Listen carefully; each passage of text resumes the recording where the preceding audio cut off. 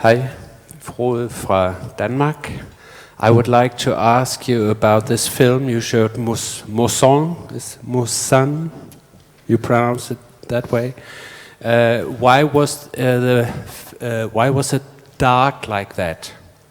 Was it necessary if the meaning was that this should not be released? Then it... The alien, yes. No, it seems that according to Victor, the man who got this video from Area 51, these extraterrestrials are very sensitive to the ultraviolet light of our sun. He didn't explain why they are so sensitive, but it seems to be real. I say probably 90 to 95% of all the sightings of aliens alive have been done at night. They are very, very seldom during the day. If you remember in the autopsy that I think is real, we see how they take these lenses from the eyes. The eyes seem to be very similar to ours, you see, but they cover them with these black lenses, and that way they are protected. And it seems, according to Victor, in the interview, I didn't present the interview because I had it in Spanish, it's translated to Spanish. I didn't bring it in English. But if you get the original video in English, you will hear from him saying that it was dark for the protection of the being, not for the protection of us. Besides, there was a window in the middle between the interrogator and the being, because he was isolated because of the bacteria and the microbes that produce infections in the respiratory system. That's why. Do you know when it was taken? It's your turn. This is for Erling Strand. In your spectroscopic analysis of the UFOs at Hesemann, did you get any emission or absorption lines in the spectrum to indicate any elements? The two spectrographic pictures we managed to take shows the continuity. We used a black and white thing, especially made for spectrographic measurements, and we couldn't see any strong emission lines or any lines at all. Although if we have very good equipment, of course we can always see emissions line, but it was not easy.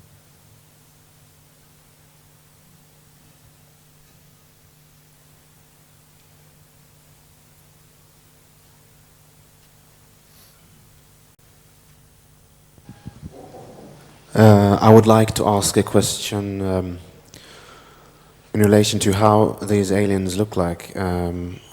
Whenever there's a picture of an alien, they're always with these big heads. They're very small and they've got these big black eyes and, you know, like small men from Mars. And still, there is one man, which you mentioned, Mikael Hesemann, called Billy Meyer, who took some very clear pictures and films of these spacecrafts, and I heard that he wrote a book, and I also heard that he had a very close physical encounter with these aliens, and the aliens that he described were just like us. They looked like us, but they were more beautiful than human beings, but they had the same physical autonomy like human beings, like our genetic cousins. Huh? Dr. Hesemann can answer all the questions regarding to the aliens from the Pleiades regarding to the Billy Meyer case. Just wanted to tell you that in Mexico, we have been seeing in most of the cases are luminous beings, bright beings like the one I presented in the video. Not all of them with antennas or similar to that, but the similarity, what I saw was bright. These witnesses have told me too that many times they are transparent, almost invisible to the eye. Sometimes they are a little bit pink, but you can see they are translucent. You can see through them. I don't know why, but we know that there are animals like that in the sea. I just read a very beautiful article in, I don't know, it was Time magazine or Newsweek 2 weeks ago,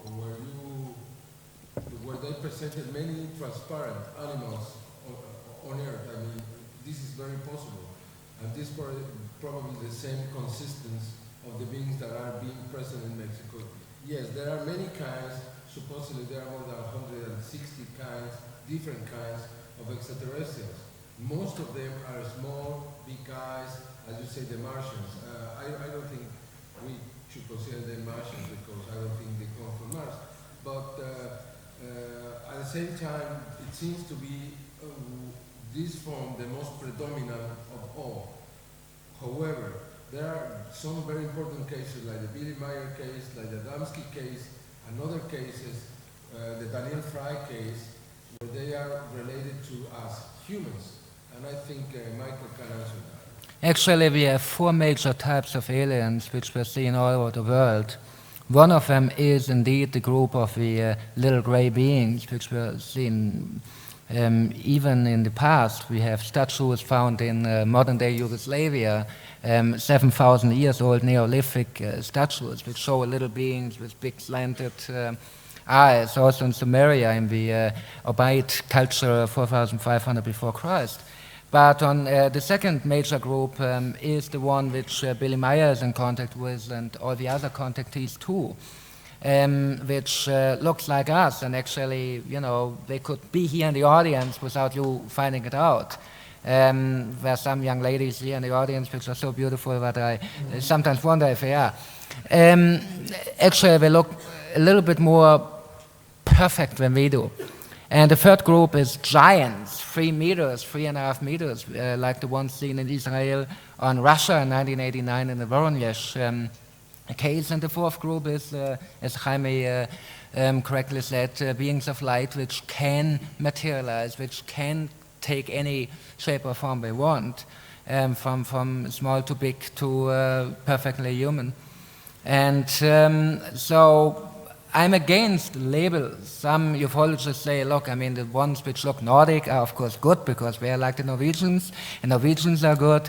And the ones which are a little gray, they are bad because they look different. And this is xenophobia. I'm absolutely against any judgment. And we have all of them were involved and observed in all kinds of activities.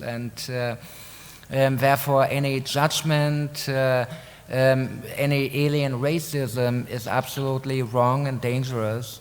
And we can only say they definitely have a different origin, but they all, in one way or the other, are here in, let me say, a common mission.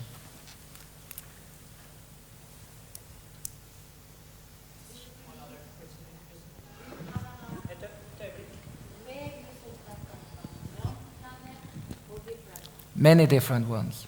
Definitely many different ones. Considering what I said is NASA accepted in April or May 1999 that there were at least 52,000 million galaxies, and each galaxy with 100,000 to 200,000 million suns or stars.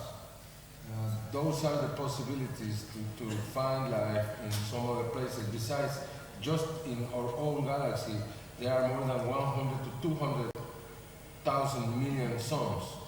That's, again, the biggest possibility. They could come from so many different places just in this galaxy. Yeah. Kurt Abelskov from IGAP, Denmark. We haven't touched upon the perhaps new dimensions. We haven't touched about the photon belt. And I'd like if there was any comments from any of you to those two subjects. What about it? I mean, what do you mean by new dimensions? Do you mean other dimensions? Because there are no new dimensions, only dimensions we are newly discovering. Because, of course, all dimensions are here from the beginning on. This has been brought forward for the photon belt. Does that mean anything to you?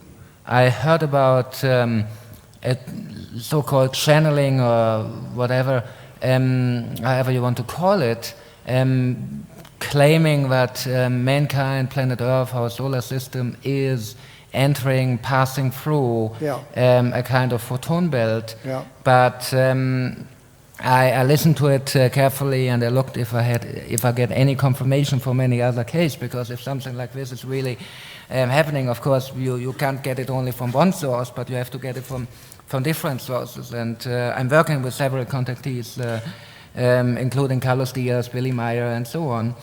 And none of them ever got any confirmation. So I'm not sure if I should really accept one channeled message from one source as the truth, especially because we know from the past and from checking out so-called telepathic messages, but very often they're heavily contaminated.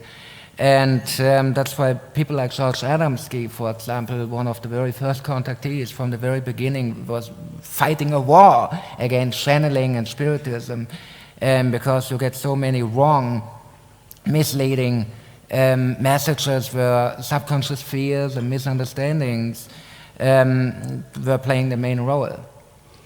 Well, I think we have to consider this very carefully. The Maya people said in the clip 91 that this was the greater cosmic awareness. And into that we have seen that the Earth has become climate-wise changed. We get larger and larger typhoons, the weather climate changes, etc. Right. So if we consider this, we will have started our system into the photon belt in 1992, and then fully, I think, into the 2000. But I think it is very dangerous to see the cause of the climate change and all the catastrophes of the last couple of years outside, because it's very easy to say, look, we can't do anything, it is happening, we are entering a photon belt, and what can we do? And we can continue to pollute the planet because this is not what we caused. We have to recognize that we are responsible for everything which is going on our planet. And we are the cause of the catastrophes of the last couple of years. We did it because of our propulsion systems, because of our pollution of the atmosphere. We caused the climate change, we caused the greenhouse effect, which caused the climate change. We did it. We are able to repair the planet, so to say. We are able to deal with the situation because we caused it. But we shouldn't look for a cause outside of our own responsibility. It's my opinion. Yeah, I can add that besides we are responsible because there is no evidence of all the abundance of this carbon dioxide that it seems to be changing the climate. We have to recognize that many times the climate has changed naturally. Now they are discovering that 19 million years ago there was a big pollution of nitrogen coming out from the sea, and that killed many of the species. The problem here, the crime here, is that we have the more stable climate over the last 100 years. From 1890 to 1990 was the most stable climate, probably from the last glaciation more than 12,000 years ago. And that's the problem, that we broke that stability, because the climate is changing all the time. But we have, the climate was so good to us that we were able to make this civilization bigger, to make it grow, because it was so much food from the result of that climate that we grew very fast, and at the same time we create more problems. The problem here with the climate is that we broke the harmony, and now we are confronting a a very unstable climate. It's so much cold, so much hot, so much rain, so much drought. That's the problem. It's so extreme now. And I think we will see much more about this. Not too many people have spoke about how warm is the Atlantic now. The Atlantic is suffering since the beginning of 1999, or probably the end of middle 1998, because we don't have the data of very warm waters, very similar to what happened in the Pacific with the Nino. And we have been suffering the consequences. Hurricanes like Mitch, like Floyd, and others. The big storm in Europe at the end of 1999, the water in Venezuela, Brazil, Mexico in 1999 coming from the Atlantic. All these, the very warm winter you have now here is because the water in the Atlantic are very warm. It seems now that when the Pacific is cold, now it's cold, the Atlantic is warm, and all the opposite. When it's hot, the Pacific is cold, the Atlantic. We are just learning, we don't know almost anything about the climate up until now. Yes, I would like to add some details to my questions about our autonomy and that of the supposed aliens.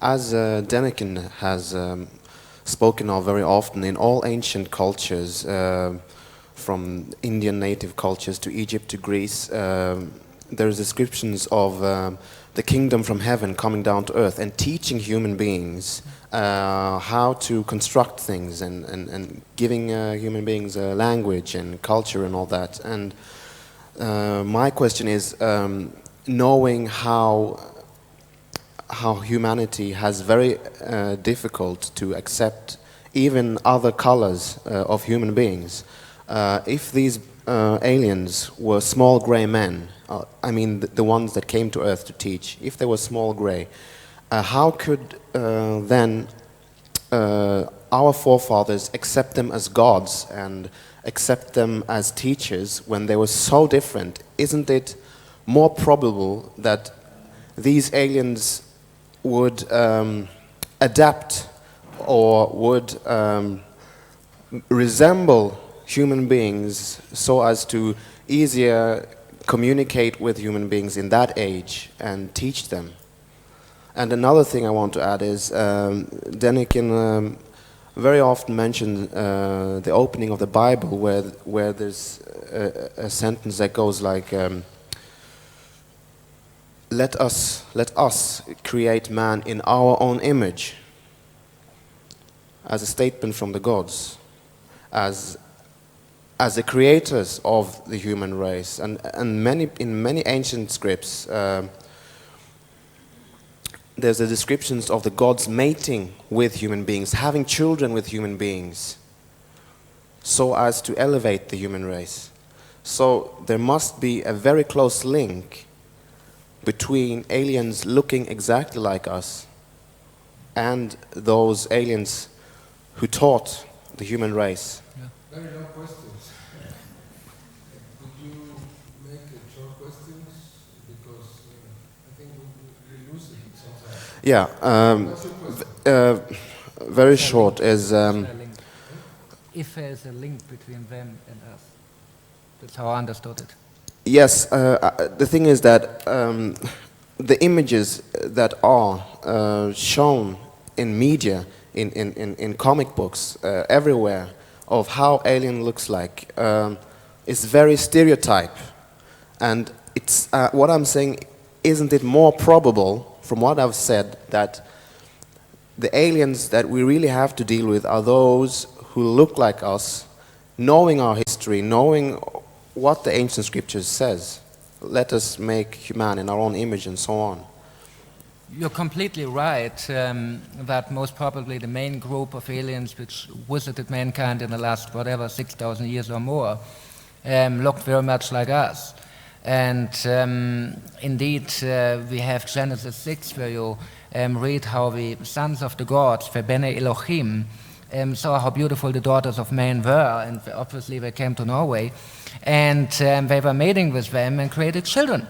So to be able to create children, of course, there must be some kind of genetic connection.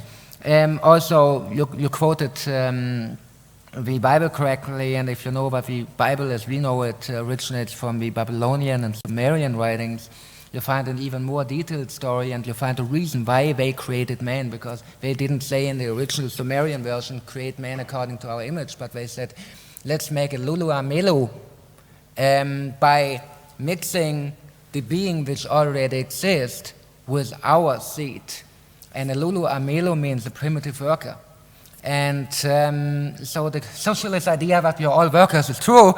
And indeed, this being is a mixture, a hybrid being between their seed and the monkey man existing at that time, Homo erectus or Australopithecus or whatever. So the missing link is indeed this divine mother of the Sumerian mythology, Ninurta. And so you're right, I agree with you. I have a short question. Does the aliens only communicate through telepathy, or has it happened that they have spoken a language? Both. English or? One word answer, both. Okay. Just a second. Just a second. I'd be grateful if each of the panelists, and starting with the Norwegian team actually, could say something about, for each of you from your personal perspective, what are your own hopes and dreams in your respective field and area of specialization? Where are you hoping to go now in the next year or two? And starting with the Norwegians, please. Thank you. Yeah. If I understood you right, you wondered where my hopes were for the future, where to go from now? Yes, that's right, in relation to this whole field of inquiry. Yeah, well, one of my hopes for this conference was that the official Norway should realize that this is more on the map in the rest of the world than it is in Norway. And I think we managed to do so by finding our community downstairs in one stand from representing Hessdalen and then a new Norwegian UFO center up there. They're building one for 20 million Norwegian kroner. And I think that's a big leap in the right direction here in Norway. And I also hope that, well, our efforts, NETI and UFO-Norway's combined forces, will bring results in that direction. So we'll be able to find out more, maybe have some more time to investigate, and maybe have some more economic or financially groundings for it. I hope that the conference will go out even, but I'm not quite sure yet. Well, I can make some comments too. I believe that we know only a very small part of our world. And it isn't difficult to see that is true, because in the way we destroy something and everything like that. If we get more information or a better understanding on how everything is functioning, then we might have a better chance to do the right thing. I think that most of what we're doing is because of lack of information.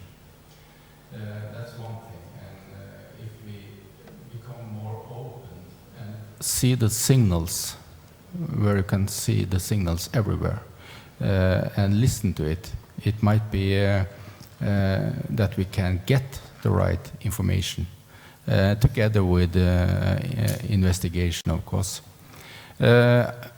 I think also that well, we have a lot of stories, that experiences that people don't dare to say because it's not allowed to say it. I have a good in Hessdalen, when we have made this light phenomena more common or more possible to talk about, then many people after that has come up with their stories which they have never told to anyone before. They have kept it for themselves for 50 and 60 years, never told anyone, because they was afraid that they should be laughed of.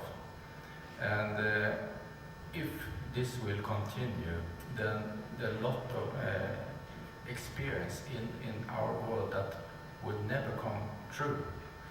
And I think it's important that we make it possible for people to tell their stories and also take it seriously. And if we do that and get the information, and together with start scientific research, which is done now, in fact, you have Society for Scientific Exploration, you have Peer Lab, and so on, which do a very great job in that part. Then we will have the possibility to make a better world. I think so.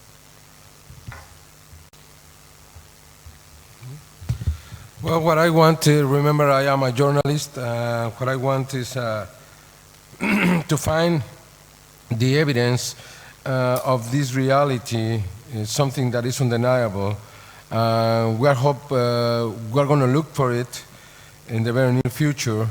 We are going to make some expeditions to a place where we have found many reports from these beings, and I think we have a good chance to produce probably the best evidence ever. Let's see, we have the patience and we have the strength to do it, not for 1 year, but for many years if it's necessary, and that's what I expect. And I hope that with this new reality, as I said at the ending of my speech, of my lecture, is that we will change and we will give a chance to those who haven't been born, because those will inherit what we do or we don't do. And I believe there is a connection between the environment and the presence of these beings. If we don't take care of the environment, then the environment is going to take care of us, and we won't have this chance. We will have the possibility to create this dream possible. I really liked Joe Fairman's presentation yesterday through satellite, especially at the end when he said that we might say to any kid at this moment that you know that you could be one day in a different planet, and this is serious and it's possible. And this is what it's all about. I've been involved with this phenomenon because I want to create conscience through this. That's all it matters to me. I believe we have a future, an incredible future. I think we are in the year 2000, and the year 2000 and the third millennium is going to change humans because it's a concept, and we are now inside the concept, and the concept is the future. And we have the chance now to create new values, and that's what it really matters now. And I hope this new phenomenon, I hope the investigations over the next years, over the next decade, especially in Mars, in the moon Europa, in Jupiter, with the telescopes, that we are going to look for oxygen in the new and recently discovered planets. With all that, we will create an awareness, and I hope that awareness will be useful to do something for the future, for the next generations. Because for me, it's all it matters, you know. I think this world, for the adults, for we, it's more or less over. But for the future, we won't be the last generation on Earth, and there will be many others. There will be kids, and the kids of the kids, and the children of the children, and the grandsons from the grandsons. And I think that's what we should look to. Stephen Greer told me we should look for the next 7 generations. That should be the obligation, the duty for any human being from any moment in history. And I think he's right, and I think that's the real point in the investigation of this phenomenon. I think we have to realize that the subject we are dealing with can change the world as nothing else. I mean, we are not dealing with some kind of strange, spooky phenomenon like poltergeist, Loch Ness monster, trolls, or whatever, but we are dealing with something which has the potential to change our world and history like no other event in the last 2,000 years. And I have a reason why I say 2,000 years, or 1970 years. And I think that's why it is extremely, extremely, extremely important, because it can teach us a lot, it can open new gates, and it can help us to avoid the mistakes of the past and to enter a brand new world.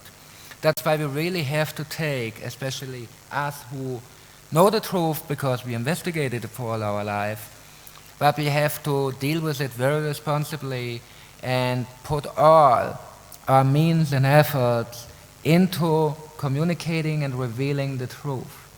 And if you ask me personally what I'm doing in the next couple of months, in 2 weeks I'm going to India to document a very interesting, remarkable case and a very interesting, remarkable UFO contact case, the Billy Meyer case. When he was in India in 1964, a whole Buddhist monastery saw him and the extraterrestrials walking around, and the head of the monastery was even talking to the extraterrestrial. Very interesting thing, especially because you have the Buddhist connection, the religious connection, whatever. We will continue, all of us, to collect and spread the evidence. 350 years ago, the reason why Galileo Galilei had such a hard time was that no one was willing to look for the telescope. So we really have to throw it in the public. That's the reason why we are doing all this, and why we are making television programs, conferences, magazines, videos, research projects, whatever, to find out the truth and to make it available for you, because it is always be good to be prepared for the future and to realize what will be your future, your children's future, what potential, what possibilities we have, and to take this great challenge, a challenge for all of us, deeply, deeply serious.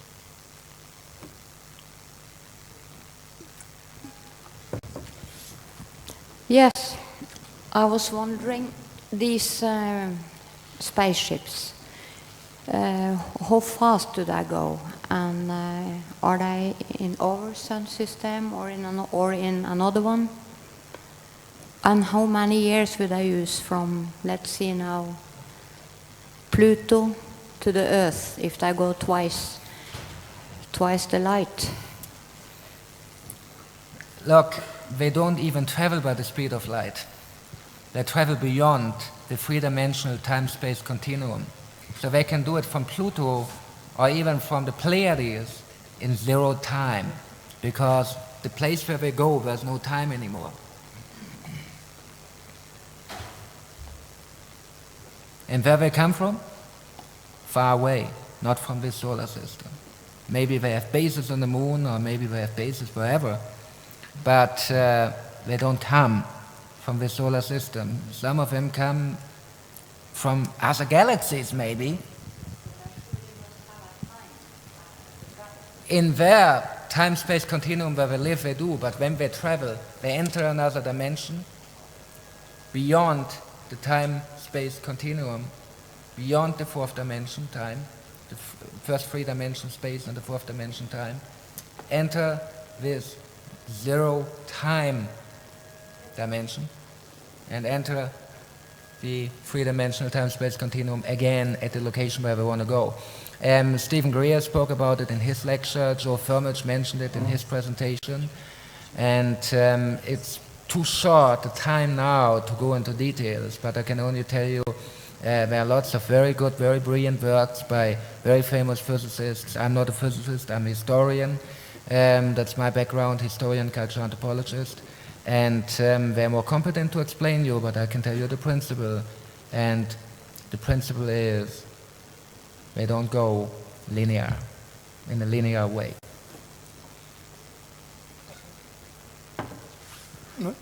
Michael? Jaime?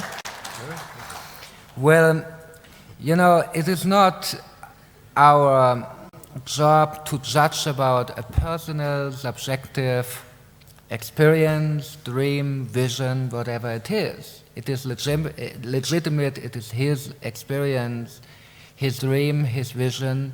It is subjective. We can't check because we can only check evidence. So I just can't comment on it.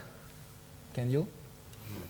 No, I respect everything that's said, as Michael said, but at the same time, we are very rude because we just work with evidences, and this is not an evidence.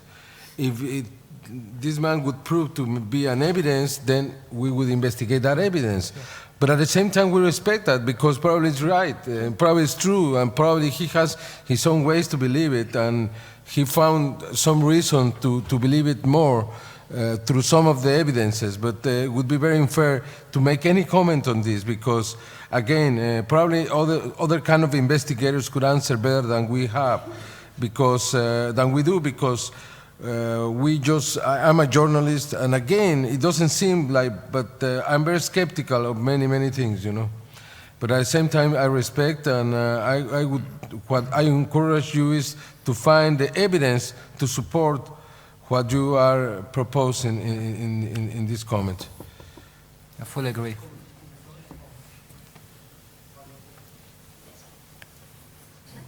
Missed the thread a little bit here. I work with Native American culture, and according to the culture, the aliens have a great influence on the future of the Earth, the destiny of the Earth, and indeed when it comes to the environmental issue. To make it short, according to their belief, the sunspot activity and the magnetic field of the sun has a great influence on the magnetic field of the Earth. And they say, like before, the civilizations have been destroyed up to 3 times before, and that we're standing before the last 4th time. I would like to get back to the question you raised. If I understood you right, with the film you showed, the magnetic field of the Earth is influenced now by what's happening with the sun. And it's not just by our pollution, but also our negative thinking is influencing the sun and creating sunspot cycles, which again sends back negative things to the Earth, and which is part of destroying the ozone layer, according to the Native American belief. Well, scientifically, the sun has been studied, analyzed, and we know that there is a cycle every 11 years, and it's called the solar maximum. Mm-hmm. And it's going to happen between this year and next year, and we will see a lot of activity from the sun, many storms, and this has happened.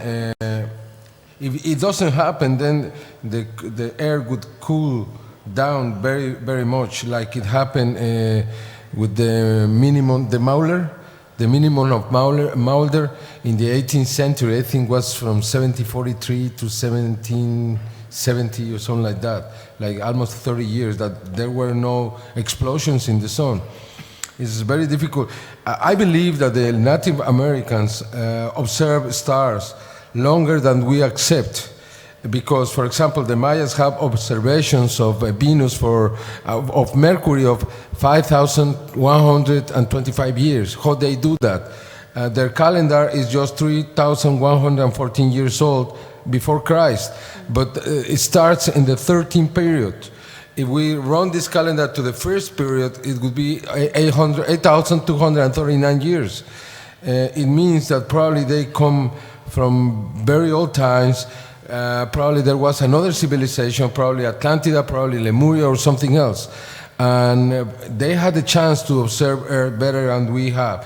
We should learn more what they say about this, because for sure they know.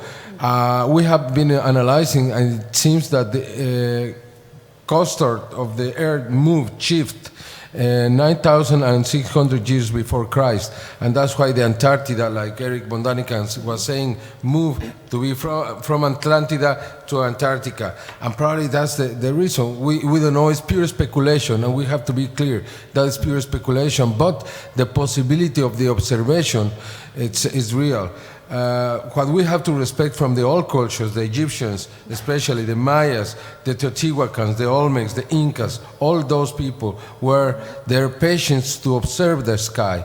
They were able to build the pyramids. For me, are more than anything else instruments to observe the movements of the stars, because it's very easy. It's like something you have there, a calculus, what do you say, rule, to move, to see where they are moving, or Then they have very precise observations. That's why they have calendars and everything. We have so much to learn. That would be my answer.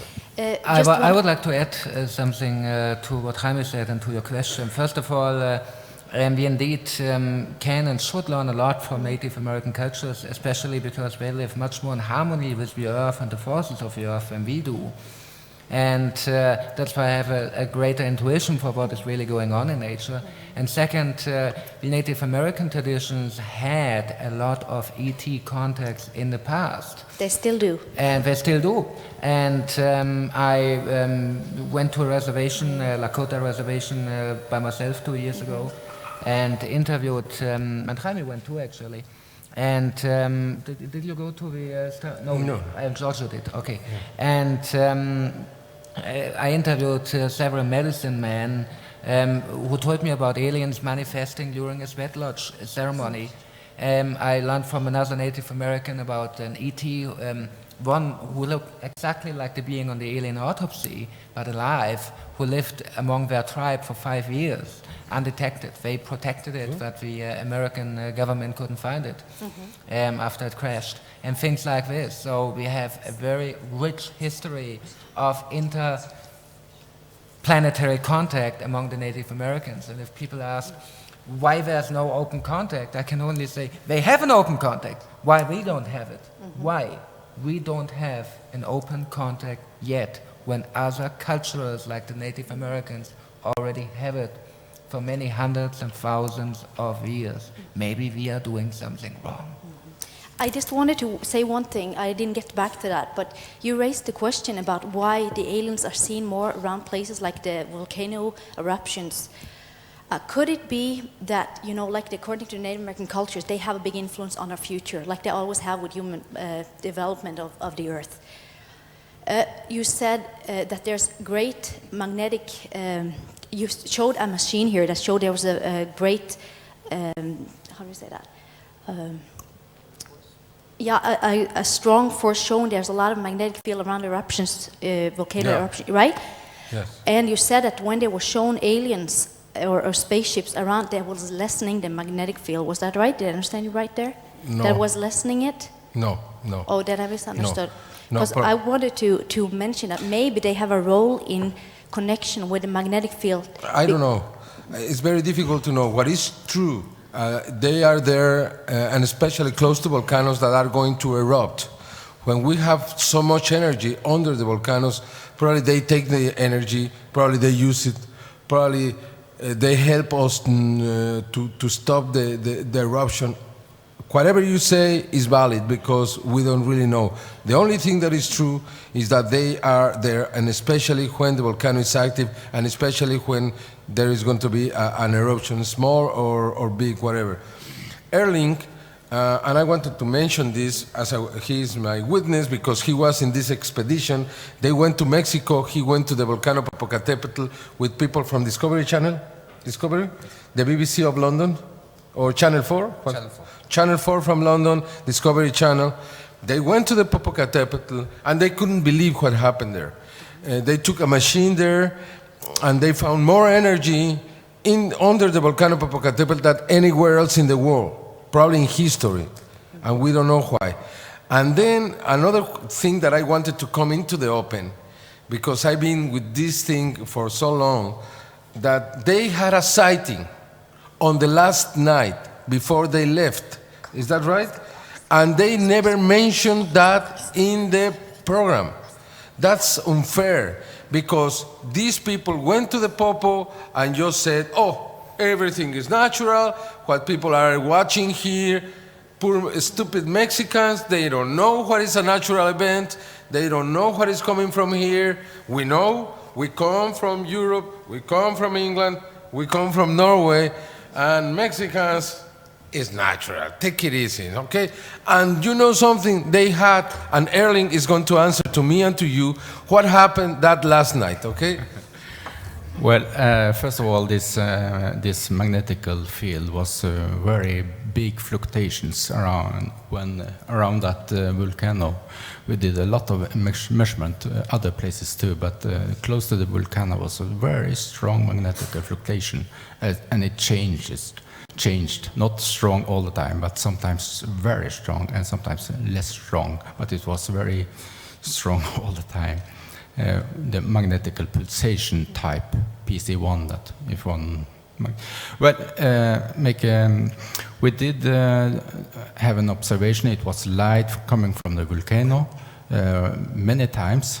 It happened after the TV crew had left.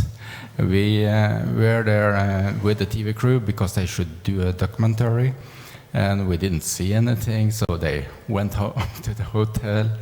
Just when they left, we got this observation.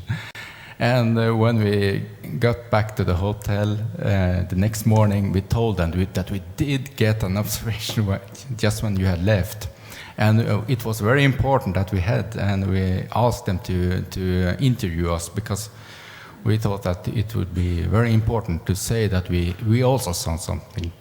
And they did. We did make the interview, but I didn't use it in the program. I will make this really short. I think we got sidetracked. I don't think I really got to what I wanted to say here. I wanted to try to say here that in connection with these big changes that's been in the past, that has also shown that there has been an effect of big nature catastrophes that have a big influence of big changes in history. And this is what is going on again. We're leading up to a new big change globally. And indeed, the aliens have an influence when it comes to the environmental issue. And with the magnetic field, that has shown that has something to do with the pole shift. So maybe we could consider that if they are showing themselves a lot around these volcano eruptions, that could be that they have a role to play in connection with lessening this magnetic force, which again can influence another pole shift, that they're here simply to help us prevent that from happening. I really already answered that, but let me strengthen this. Any possibility that you think is real, because what is really there is their presence. No question about that. And as Erling was saying, even the scientists that went there to prove that was something just natural had a sighting that they couldn't explain. And that's why it's absolutely real. If you want to consider that the magnetic field is shifting, or we are going to have a movement, that has happened many times in history in the Earth. I mean, the last time was 12,000 years ago, 11,600 years ago. It could happen again. It has happened many times. I don't know if they are here to prevent. I don't know if they are here to analyze, to study. I think as long as we don't open ourselves, and I think as long as we don't ask, they won't do a thing. I don't think they are good, and at the same time, they don't think they are bad. That's my own feeling. I don't consider them the savers, or I don't consider them the warriors that come to destroy Earth. It's our responsibility. It's something we have to do. It's like Michael was mentioning. It's something we have done. The big changes over the past are related to our activities, and we didn't want to accept that. In Kyoto 2 years ago, we didn't want to compromise, and I want to compliment Norway, because was one of the countries who was pressuring the US to really change their policy to do something about the carbon dioxide, and they didn't do it. I hope now, with so many problems, don't you think they were scared with this incredible super hurricane named Floyd? Floyd, if this hurricane had hit the Florida peninsula like it was going to, would have been completely destroyed. Forget Andrew, forget Mitch, forget Gilbert. All those hurricanes were nothing. This was the real father of all. Fortunately, there was a cold front, and it was reduced, and it moved, and it shifted. And even though North Carolina received so much water, it was nothing compared to what was going to happen. And that, they were so scared that they moved 2 to 3 million people in 2 or 3 days. That scared they were. And for the first time, the Americans now they say, geez, is this the global change? Is this what is going to happen every year? I don't want this. And you don't want a storm like in December, like what happened in Paris. No, half of the trees were destroyed. And have you seen the images from Venezuela? It's amazing what happened in Venezuela just a month ago, or at the beginning of December. It's amazing what happened in Mexico. We had lakes where there were cities. That's incredible. It's just when you live something like that you realize it's what a global change means. I want to recommend you an incredible book. I don't know when it's going to come to Norway. It was written by Whitley Strieber and Art Bell. It is called The Next Coming Global Superstorm. It's a novel, but it's amazing. It tells you that a new glaciation could be here any moment, and countries like Norway could be very much affected. It's an amazing, scary story. But I have to add that mankind sometimes chooses to ignore what is really going on. How many of you know that 20% of the French, our European neighbors, the French, 20% after the hurricane on the 26th, or the big storm on the 26th of December, were without electricity for 2 weeks. Who knew it? Who knew of you that 20%, every fifth Frenchman, had no electricity for 2 weeks in our European neighbor country? One person only, you see? We choose to ignore it. We want to ignore it. We don't want to realize what is really going on. We don't want to realize how much we messed up with our own planet. It's easier to play the bird who is putting his head in the ground. It's easier to play ignorant. This all happened and we caused it. And we are responsible to deal with it. And books like The Coming Global Superstorm, actually it's not a novel, it's a non-fiction book, by Whitley Strieber and Art Bell.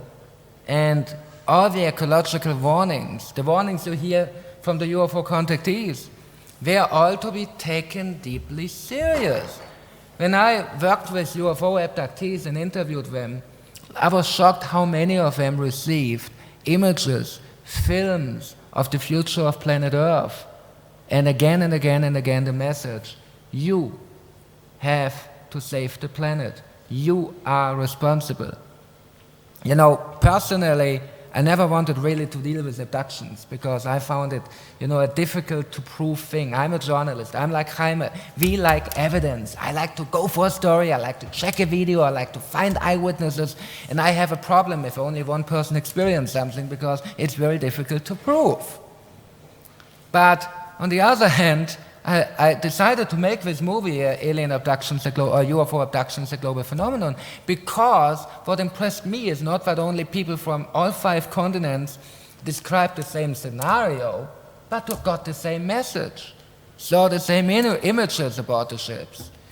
And again, we have so many books about the phenomenon which are completely ignoring this very, very important aspect. Only one researcher really goes public with it, John Mack, Harvard University professor John E. Mack, and I hope next time you invite him to Norway again. He was here 2 years ago, and he deals with it, but he's the only one. I think it's very, very important that we wake up. The new millennium is in our hands, our responsibility. We are responsible for our future. And we have to realize that indeed, we can make this planet a paradise if we just act. Excuse me, who wrote this question?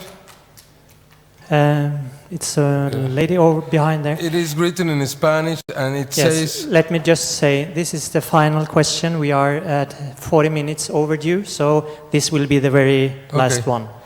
How can a sphere that was in a little living room or my sleeping room disappear 1 centimeter before the wall? The ball had the size of a tennis ball. Let me tell you something, and it says again, in a different occasion, was close to the roof, and from the air, like from inside a carpet, got closer and closer, but when the sound was louder, I was scared. That spheres that are the size of a tennis ball, all I can tell you is I have a sphere here from a photograph taken here. It's in one of the churches that you made for the Congress. You can see it here. It's a little bigger than a tennis ball, but my wife told me 3 or 4 months ago that one of these tennis balls was over my head.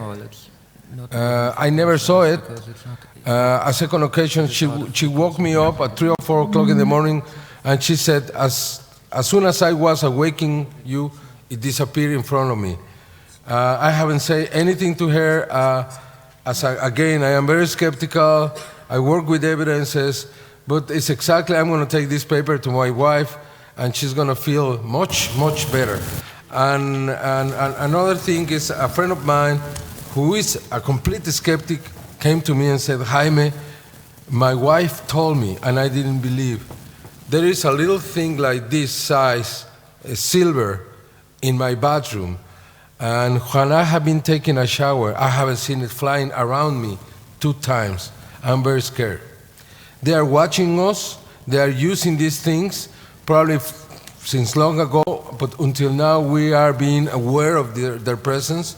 It's something I call to your attention. Sometimes, many times, you won't see a disc-shaped object, but little spheres, probably even inside your house, outside, or close to you. And that is absolutely real, because I have so many witnesses. The other day, 2 little girls were chased by a sphere in their car, a very small sphere, and it's exactly what we have been watching in Mexico. It took time for me to believe in all this, but now I do. Then what happened to you, I can tell you, it's absolutely real. Thank you very much.